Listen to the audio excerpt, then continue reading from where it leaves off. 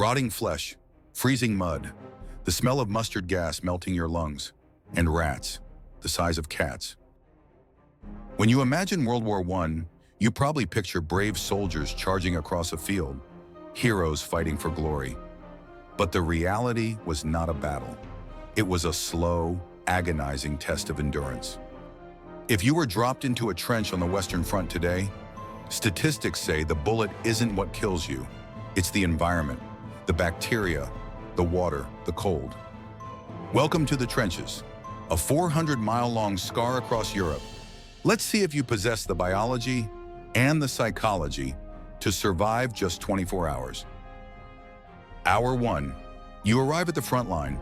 The first thing that hits you isn't the sound of gunfire, it's the smell, a mix of rotting sandbags, stagnant water, and unwashed bodies. You look down. You are standing in 6 inches of mud, and you are not alone. The trenches were infested with rats, but not normal rats. Soldiers reported rats the size of cats, fattened by the endless supply of food and corpses. These rats were bold. They would crawl over your face while you slept, and if you tried to shoot them, you'd waste ammunition. You have to learn to live with them. They are your new roommates. Hour 8. Your feet are cold. You haven't been dry since you arrived. This leads to the soldier's worst nightmare, trench foot. This is a medical condition caused by prolonged exposure to damp, unsanitary, and cold conditions. It's essentially a fungal infection combined with poor circulation. Your feet turn numb, then blue. As the tissue dies, necrosis sets in. The smell is described as decaying cheese. If you don't change your socks, which you can't, because you have no dry socks, gangrene follows.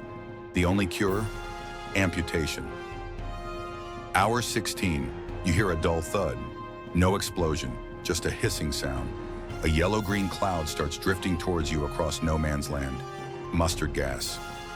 This isn't just about holding your breath. Mustard gas is a blistering agent. It burns wet skin on contact. Your eyes, your armpits, your lungs. It dissolves the lining of your throat, causing you to drown in your own fluids. You have seconds to put on your mask. If you fumble with the straps, or if you have a beard that breaks the seal, you are dead, not instantly but slowly, over weeks of agony. Hour 22. The artillery barrage begins. It doesn't stop. For hours, the ground shakes. The noise is loud enough to rupture your eardrums. This constant concussive force causes microtears in the brain tissue.